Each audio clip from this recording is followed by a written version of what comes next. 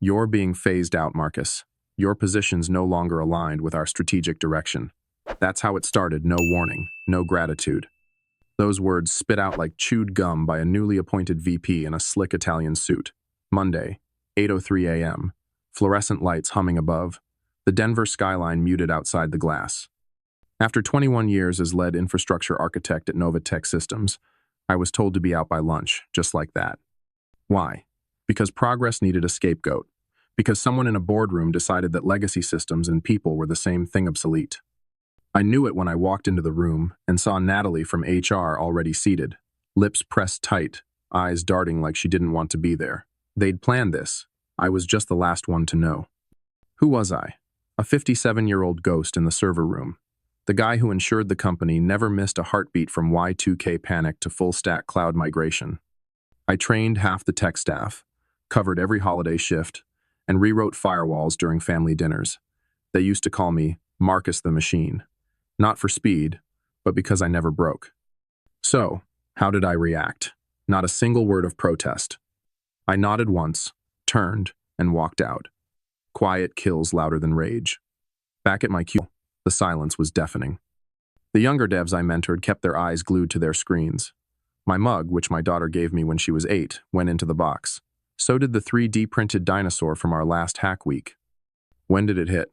As I placed my access badge on the desk, it was still warm in my palm. Where? Right there in that beige, forgotten corner of the 22nd floor, where careers end without applause. And that's how the end began. They didn't just fire me, they tried to erase me. After 2 decades of dedication, Novatek Systems didn't want a farewell party, they wanted me forgotten. But they couldn't delete a ghost from a machine he built. Why? Because I had become inconvenient. I was the last bridge between what the company used to be and what the new executives pretended it should be: fast, flashy, and hollow.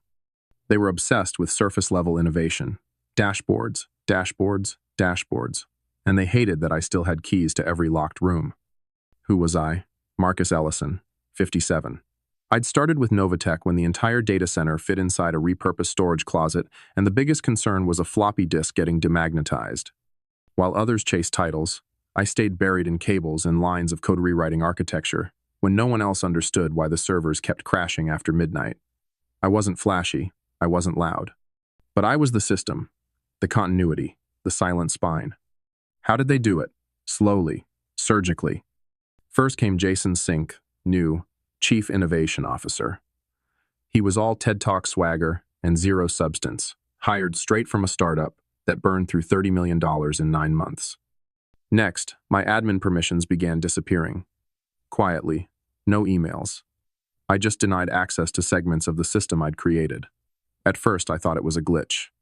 Then I saw the pattern: projects reassigned, calendars emptied, and meetings held without me. When did it begin to click? About 5 months before they cut me loose. I remember sitting at home, Andrea asleep beside me, staring at the glow of my terminal. They weren't just phasing me out, they were restructuring around me. The new blueprint had no room for the old engineer.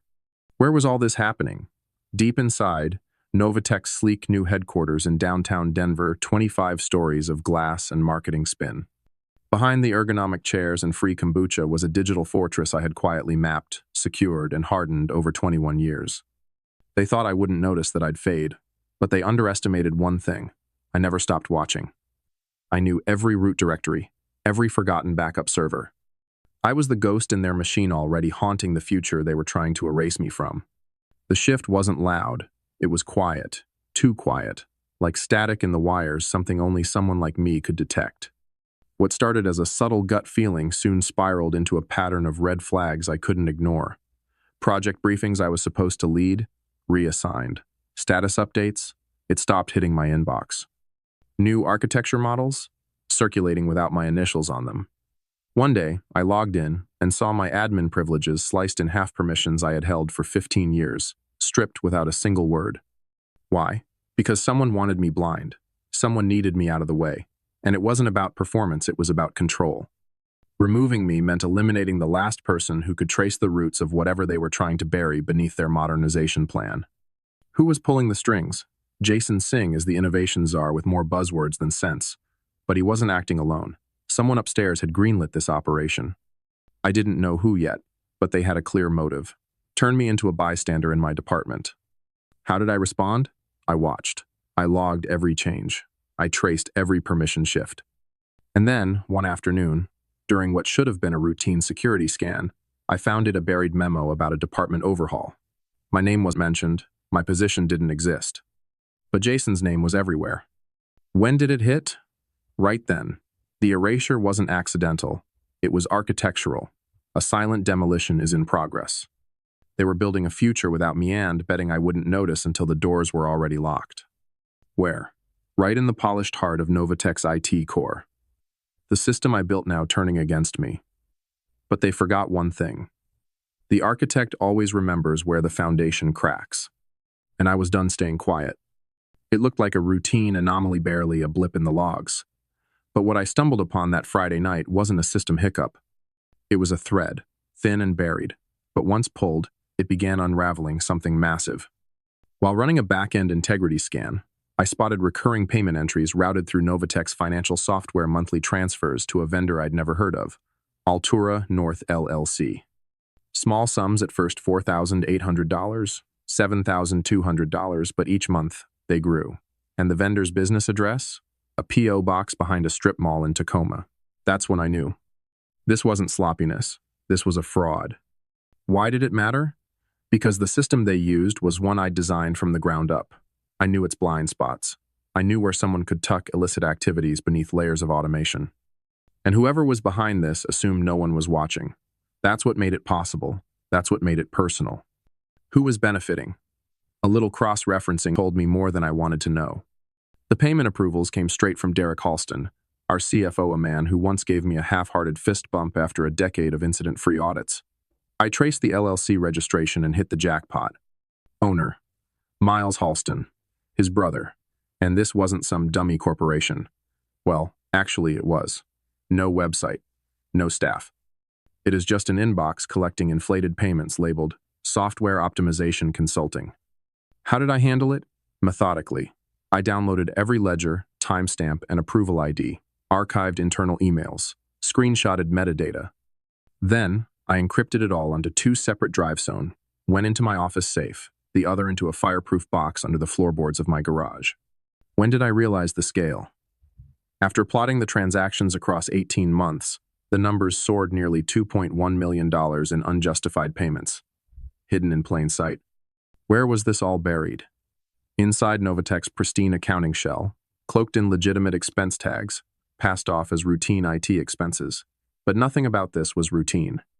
It was precise, calculated theft under the nose of a board too distracted by growth charts to notice. They thought they'd built a clean system, but I'd built the bones.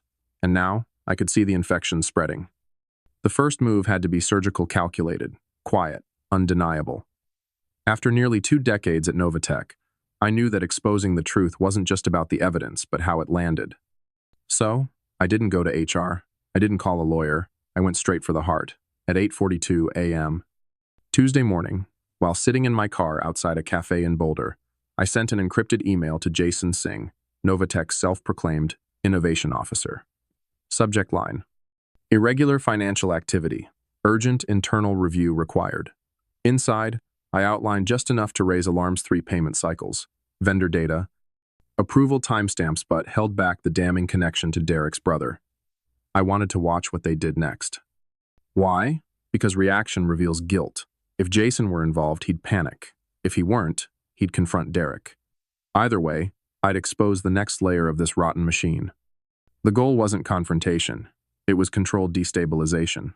A ghost can't fight fire with fire. He pulls wires until the whole system blinks. Who responded first? Not Jason. Marla Brenner, HR's legal mouthpiece, emailed me by 10:15 a.m. formal, sterile, all bark. Mr.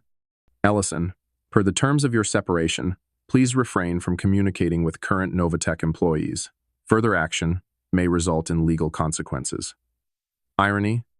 I hadn't signed any separation agreement. They moved fast but sloppy. Fear was setting in. How did I reply? I didn't. Instead, I uploaded copies of the data to a secure cloud I'd set up years ago during a project no one remembered. I updated my dead drop email aliases.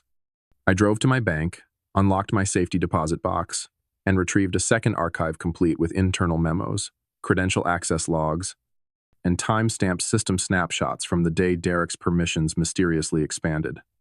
When did it escalate? By 2:07 p.m., I'd missed 4 calls: Jason, Marla, and now Derek himself. My burner phone buzzed with a message from Emily, a junior engineer I'd mentored for years. "Marcus, they're freaking out. Emergency exec meeting. They think you leaked something. What's going on?" Where was I? In a booth at a quiet diner off I-25, sipping black coffee and watching it all unfold through a laptop tethered to a VPN chain. I wasn't running. I was orchestrating. Every firewall they'd ignored, every protocol they'd bypassed, I'd left breadcrumbs. They thought I'd vanished. But the truth was this. I was right where I needed to be, one step ahead, behind every screen. The game had just begun. The illusion of control at Novatek began to shatter exactly as I predicted, not with sirens or breaking news, but with boardroom whispers and panicked hallway glances. My email had lit a slow-burning fuse. I just had to watch the fire crawl toward the powder keg.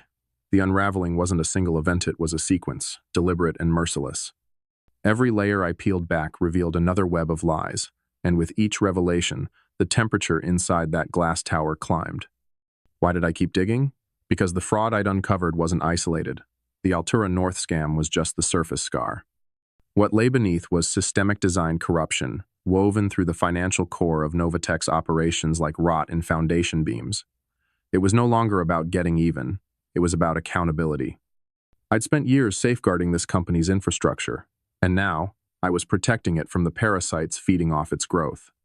Who was truly involved? More than I expected. Not just Derek Halston, the CFO. Not just Jason Singh, the polished consultant with buzzwords and blazer pins. As I dug into archived email threads, procurement histories, and confidential memos files I was never supposed to access, I found name-sand approvals from Brenda Klein, Director of Vendor Relations, Eli Thomas, VP of Operations, quietly shuffled budget allocations, and more damning than all records of private meetings between Derek and Jason 6 months before Jason's firm was ever officially contracted. How did I connect it all? With precision. Using a forensic toolkit I'd built over the years for internal threat analysis tools that had been shelved when innovation became the buzzword of the day. I pulled system snapshots from backup servers they didn't even remember existed. I restored deleted message logs with timestamp hashes that proved tampering. I reconstructed file trees from the company's sandbox environments and isolated metadata that showed who accessed what and when. It was digital archaeology, and the past was talking. When did it all start to collapse? Wednesday afternoon. 3:11 p.m. That's when Emily messaged again. They pulled the firewall logs. Someone's in full panic mode. Singh's assistant was crying in the hallway. 10 minutes later, I got a call not to my cell, but to my landline, the number nobody had used since Andrea and I bought the house. I answered in silence. "Marcus," the voice said. It was Derek, calm on the surface, but I heard the strain beneath. "There's been a misunderstanding." I didn't speak. I let the silence stretch until he blinked. "We'd like to offer a more generous exit package, with full benefits. A clean slate." I smiled just slightly. Where was I when this house of cards started to fall? In a library conference room, logged into a private network, monitoring the digital tremors spreading through Novatek's core systems. I wasn't watching from a distance, I was embedded in the circuitry, like a virus with purpose. And I knew the next phase was inevitable. The evidence was too loud, too interlinked. They could delay it, deny it, but they couldn't stop it. Because the truth doesn't just rise, it infects. It forces decisions.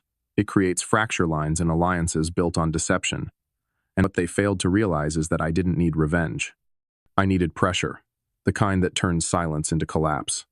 So I sent one last message, not to a department or a director, but to Robert Lang, a former board member I once helped during a failed cybersecurity upgrade, someone who had listened and had integrity. No grand accusations, no theatrical reveals, just a subject line.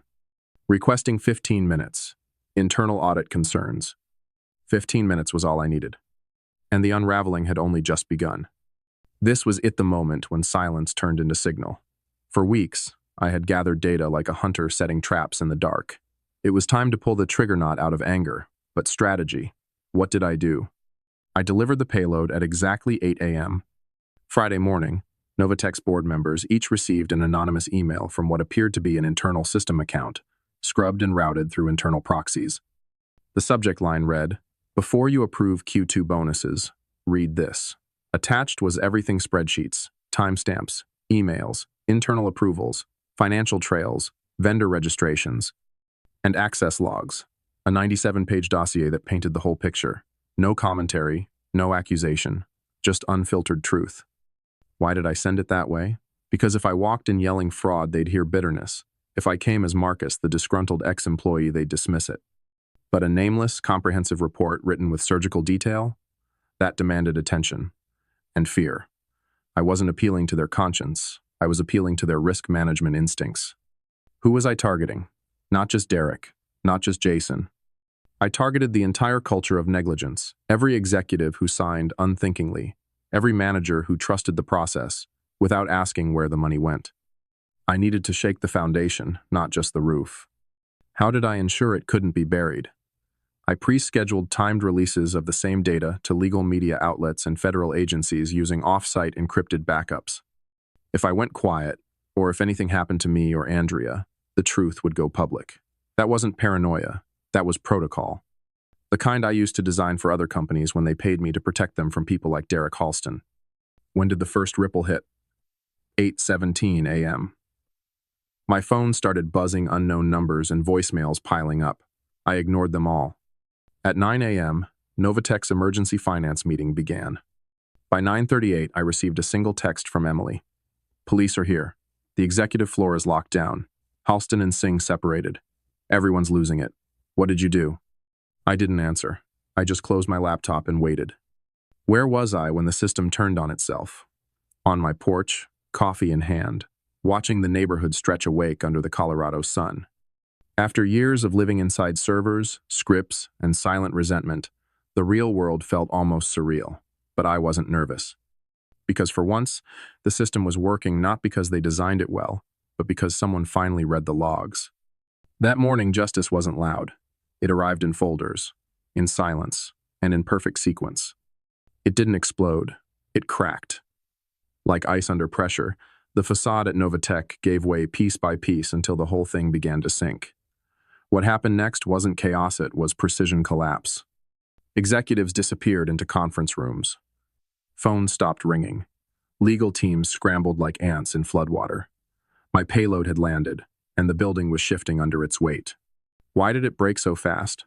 Because it wasn't just the evidence, it was timing. The board meeting was already on edge, with quarterly bonuses on the table and budget concerns floating in every whisper. When my dossier hit inboxes at 8 a.m., it sliced through the tension like a blade. There was no chance to bury it. The timing turned information into impact. Who fell first? Derek Halston, the CFO. He folded like cheap aluminum when they cornered him with vendor records and timestamped approval street to spin the story. They claimed that Jason Singh had pressured him and that the vendor was Jason's idea. But Jason panicked, too, claiming he was just a consultant, unaware of financial arrangements. Nobody bought it. They both looked guilty because they were. How did the board respond? Ruthlessly. Derek, Jason, and Brenda Klein were on administrative leave within hours. Internal audit teams were activated. Forensic accountants were brought in. I didn't need to be in the room. I had already set the avalanche in motion. The truth was spreading faster than the damage control could keep up. When did I know I had won? At 2:13 p.m., I received a call from Robert Lang, the former board member I'd tipped off 2 days earlier. His voice was sharper, now no longer curious, but confident. "You were right, Marcus. It's a bloodbath." Derek confessed. "Jason's trying to leave the country. Singh's firm is under review. We're cleaning house." He paused, then added, "The board wants you back, but not as an analyst." Where was I when the news came? In the driver's seat of Andrea's old SUV, parked off a trail near Lakewood. I didn't need an office to feel authority anymore. I had something better: clarity. I played the ghost, the quiet systems guy in the corner, for 17 years. But now, I was the one who rebuilt the story from the source code and forced everyone to read it. They'd tried to delete me. Instead, I rewrote the command. And the collapse was just version control. What comes after justice? After the smoke clears, the whispers die down, and the guilty are either indicted or erased from the company directory. What remains? For me, It wasn't a victory. It was a legacy. The kind was not built on promotions or plaques, but on precision, persistence, and the invisible scaffolding that kept Novatek alive when no one else even understood its fragility. Why did I choose to return? Because the story wasn't finished. They offered me a job I never asked for, a new executive title, a polished office, and a direct reporting line to the board. It would have been easy to walk away. But deep down, I knew walking away meant leaving the systems vulnerable again, vulnerable to greed, complacency, and leadership that valued flash over function. I didn't come back to be honored. I came back to make sure it never happened again. Who was I now? Not just Marcus Ellison, the 57-year-old ghost in the machine. Not just the guy who brought down 3 corrupt executives with nothing but a flash drive and a calm voice. I was now Chief Information Security Officer of Novatek Systems with full audit authority, budgetary override power, and an independent seat at the table. Not because I craved control. No one else remembered to check because someone had to be the lock on the door. How did it feel? Surreal at first. My office was on the 24th floor, overlooking downtown Denver. A view I'd never had before. Not once in 21 years. But what mattered wasn't the view, it was the visibility. Suddenly, the same people who once ignored me in elevators now stood when I entered a room. Not out of fear but respect. Because they knew the truth, I could have let the company burn. Instead, I rebuilt its firewall inside and out. When did I realize the shift was fundamental? 6 months in. I was reviewing Q3 security protocols when my team lead, Emilius, the same junior engineer who once messaged me in a panic, walked into my office with a question I didn't expect. How did you know what they were doing back then? I paused, leaned back, and smiled. Because systems talk, Emily. People forget how to listen. And she did listen. ID the others. Now, reporting to me, my old team was sharper, faster, and more careful. I'd promoted Emily to Director of Cyber Ops. She had the instincts. She just needed someone to believe in them. I wasn't building loyalty. I was building continuity. Where did the past live now? In places like the War Room Archive. In air-gapped servers, encrypted records of what happened, why, and how to prevent it are held in policies requiring every contract, vendor, and access escalation to pass through protocols I designed. But most of all, it lived in the culture. No more closed-door deals. No more, just trust me. Transparency wasn't a feature anymore. It was the foundation. And Dreamy Compass through this storm stood beside me, the day the board renewed my mandate unanimously, with a budget increase and 0 objections. She didn't say much. She didn't have to. We both knew what this meant. I hadn't just survived corporate sabotage. I'd outcoded it. I'd reprogrammed the hierarchy. When I walked through the IT department, voices posino from fear, but reverence. Not because I'm powerful, but because they know I could have ended Novatek, and I didn't. I chose discipline over revenge, structure over chaos. That's what legacy is made of. On a clear October morning, as Andrea and I stepped out for lunch, she turned to me and asked, "Are you happy?" I didn't answer immediately. I looked up at the skyline, the one I used to only see through server logs and database windows. The answer wasn't simple. I wasn't euphoric, but I was, the whole. And that meant something. My phone buzzed as we walked. A message from Robert Lang. Security budget approved. Full backing. No resistance. I slipped the phone back into my pocket. And with a quiet breath, I said, "That's how you build a system that lasts." Some legacies are written in headlines. Mine? It was written in silence, line by line beneath every layer of code they never saw. People always assume that when someone takes down a corrupt system, it's about revenge. But for me, it was never about payback. It was about principle. You don't give 21 years of your life to something to watch it rot from the inside. You don't stay quiet while integrity gets rewritten for convenience. I wasn't the smartest in the room. I wasn't the loudest, but I paid attention. I took notes. I remembered what others forgot. If there's one thing I want you to take from this story, it's this. Being invisible doesn't mean you're powerless. Being overlooked doesn't mean you're irrelevant. And being silent doesn't mean you're weak. Sometimes, it just means observing, calculating, and waiting for the exact moment when your voice will matter most. Systems fail when no one's watching. Corruption thrives in blind spots. But the smallest act of clarity, the right word, the right line of code, the right question, can bring the whole illusion crashing down. So, know your worth in IT, education, retail, or anywhere. Protect your values, document everything, and when the time comes, don't shout act. Sometimes the most powerful person in the room is the one they forgot was still in it.